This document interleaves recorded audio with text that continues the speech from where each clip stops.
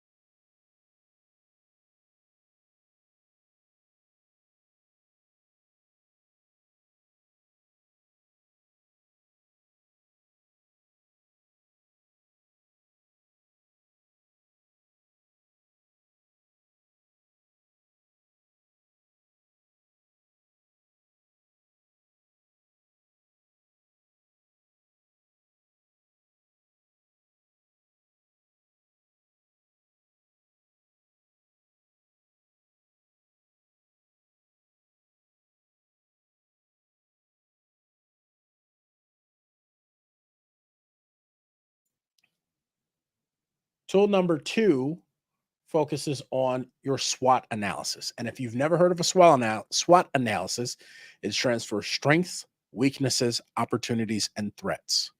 Okay. Your SWOT analysis is an evaluation. Let's go back to our other screen here. Your SWOT analysis is an evaluation of these two elements here, your business and your competitor.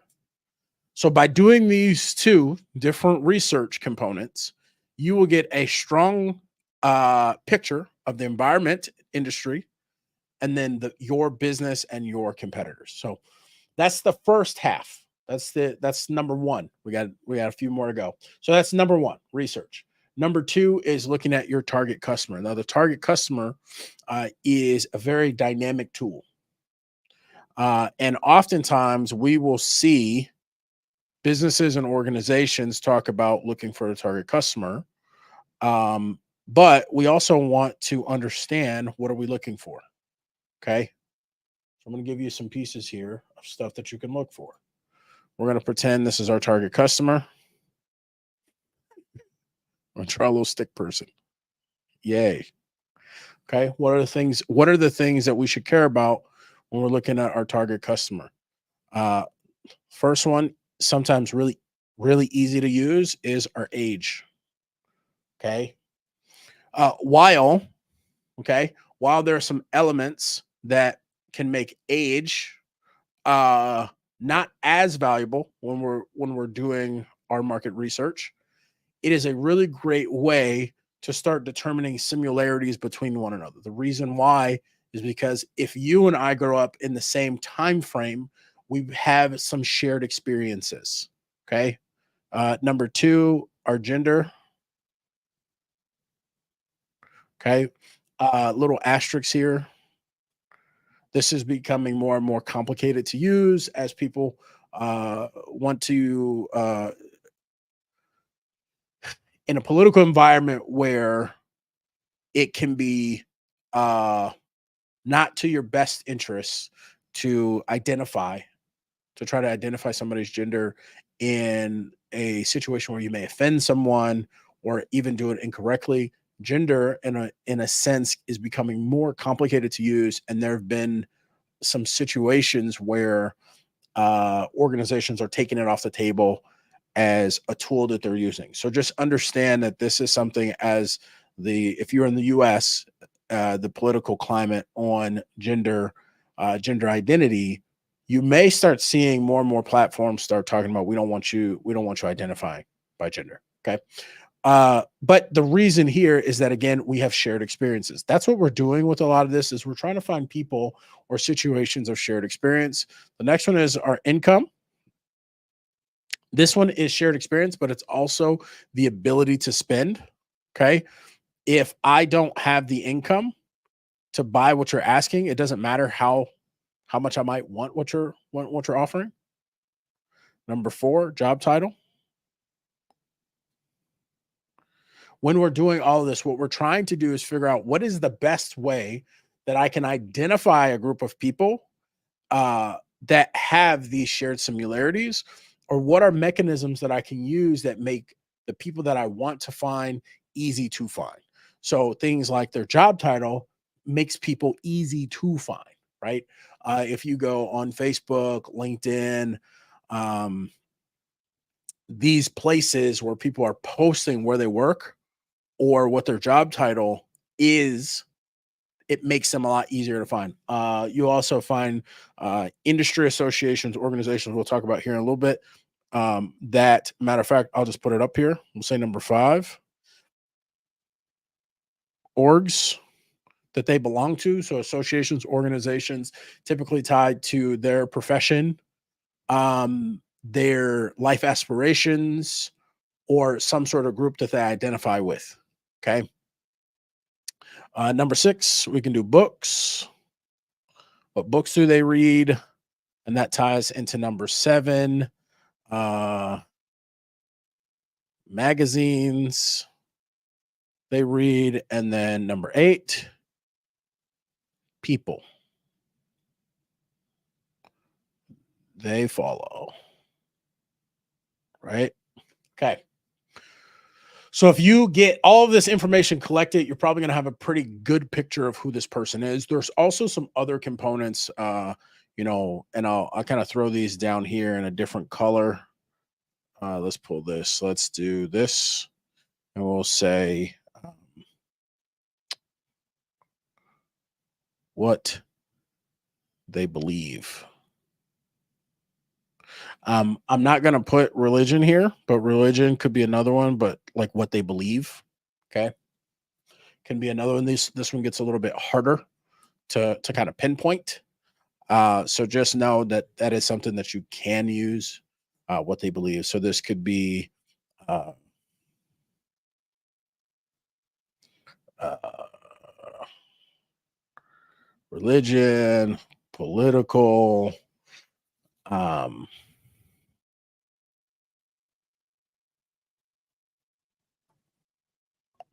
social, right? Okay. All things that people can believe that don't necessarily fit any of those other categories that we were talking about above. All right, cool.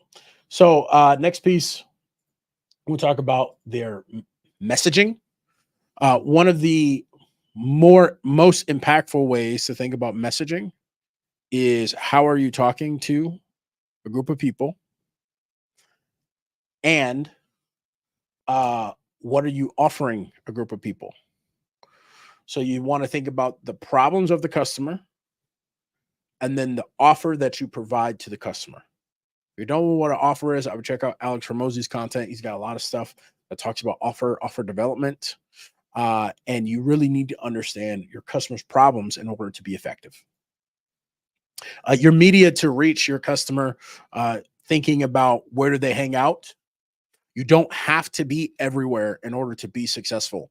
You just want to be in that 20% of the places where your customers are hanging out. You also need enough diversity in your different media aspects in order for it to all make sense for the customer, right?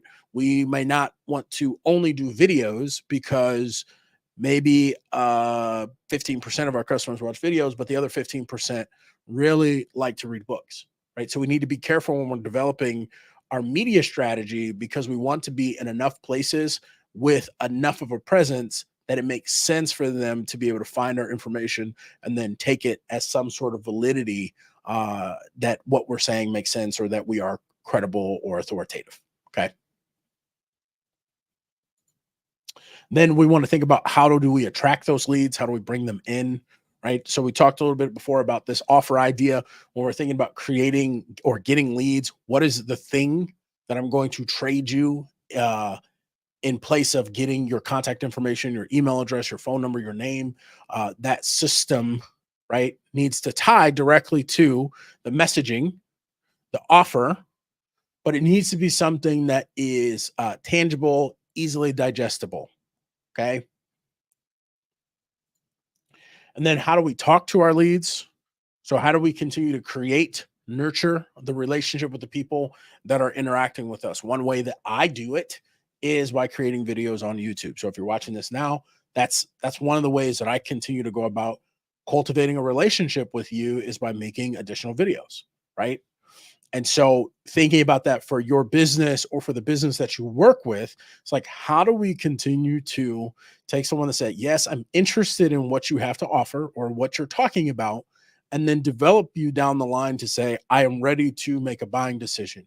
I'm not going to talk about it in this video, but if we think about like the 8-stage buyer journey or the customer value journey, what we're really saying is, how do I take you from I know you in a general sense, I've given you my information, and now I'm ready to really commit to our relationship by giving you some money, right? Thanks for joining the live. I see a couple people jumping on. I appreciate you. And then the next piece is how do we convert those leads to sales, right? And we can think about it in two ways. Number one, what are we offering them in order to entice them to convert from a lead to a sale? But also, what is the way that we're doing? What is the medium that we're doing it in? Okay, are we offering them a course and we're trying to convert them from leads to sales using a landing page? Do we have something that requires a little more nuance? And so in order for them to become a customer, they have to fill out an application and then have a phone call with an advisor. Are we doing some sort of hybrid combo? Maybe we're doing a workshop and they can sign up live, right? So then we have to think about how are we converting people from leads to sales? And that can be its own, most of the stuff that I've talked about so far can be its own video. So just know this is a really high level of how you piece together a marketing plan, right? But when we start talking about the how, oftentimes this is broken down by how much does it cost. So if I have a $5 thing, I don't need to have a phone conversation to sell a $5 thing.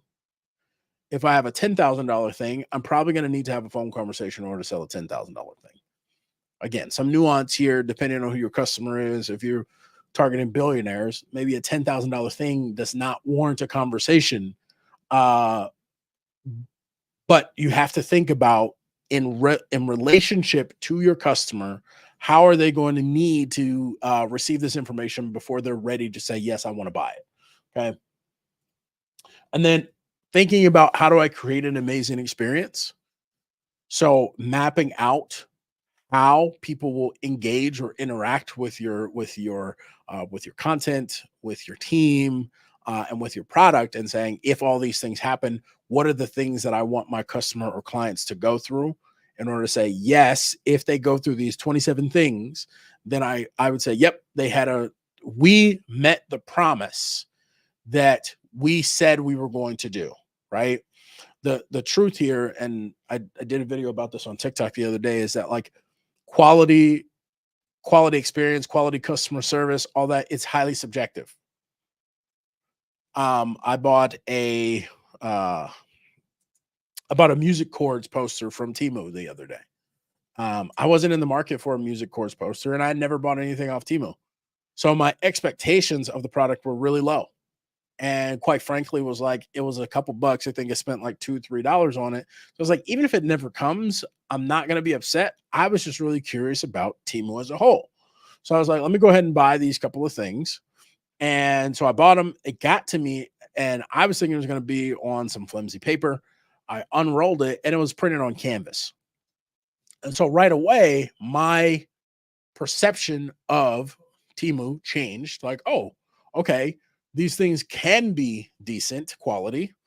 But I also know that if I went and purchased thinking that I was going to get something that was really high quality, the fact that it didn't come on a board might have bothered me. But in this case, it didn't, right? So just being mindful that when we're saying, how do I create an amazing experience? This will be dynamic, and our customers you can do this exact same experience to two different people, and they will believe something different about the quality of your experience. What we're saying is, what is the model, right, that I'm going to use in order to provide an excellent experience? And then how am I dynamic enough in the way that I provide this experience that I'm willing to make adjustments when a large population of my ideal customers are saying it's not excellent? Then we have, how do I get more money from each one of my customers? And I mean this in the most sincere way, right? If I sell a customer a book, what is the next thing that makes sense for them to purchase that will actually add value to their life? This isn't just, how do I sell more stuff to get more stuff, right? When you go to McDonald's or to whatever food location and you buy your meal and they say, do you want a drink? That's not a negative to you. That's a positive.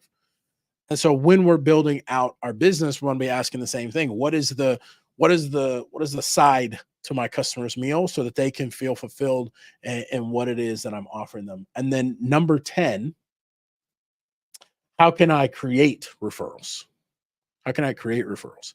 Uh, as a small business owner, marketing professional, one of the things that you have heard or will hear is that word of mouth is the best form of marketing. But the truth is, it doesn't happen naturally. We have to think about, how do I create it? How do I stimulate someone doing some sort of referral for me, right? It takes effort in order to get a referral. And that's what this is saying. Like, what am I going to do? Am I going to send every person that buys a product from me? Am I going to send them a handwritten letter that says thank you, and then asking them if they know anyone that could benefit from it, uh, to send them this card that says you've been invited, right? Maybe that's how I'm going to stimulate referrals. Maybe I'm going to call all my customers that hit a certain like spending threshold and have a one-on-one conversation and just ask them flat out, who do you know that was in a similar situation or is in a similar situation as you, that could benefit from working with someone like me? Right. And they could be someone at your country club, they could be, at your church, they could be a colleague at work.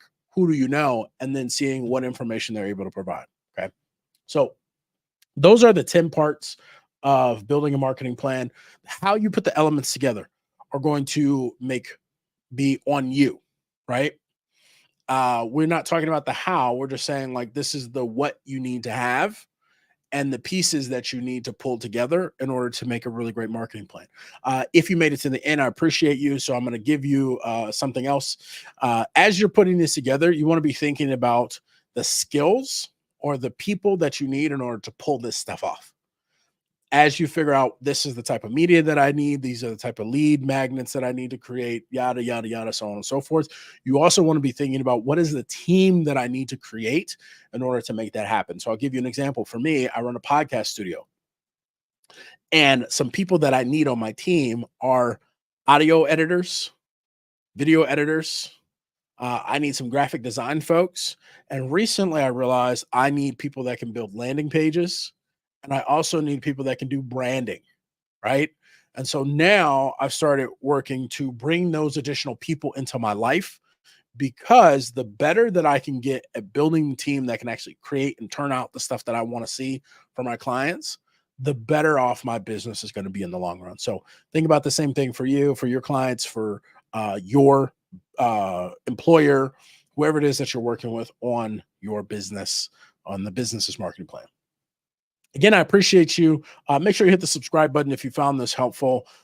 Hit the notification bell so you can get updates on future videos. If you found this video helpful, drop a comment below if you would like access to, I have a document that's a template of like building out the marketing plan. And if you'd like that, drop a comment and I will follow up with you to figure out the best way to send it to you so that you can get access to that marketing plan. Outside of that, stay out here winning, y'all.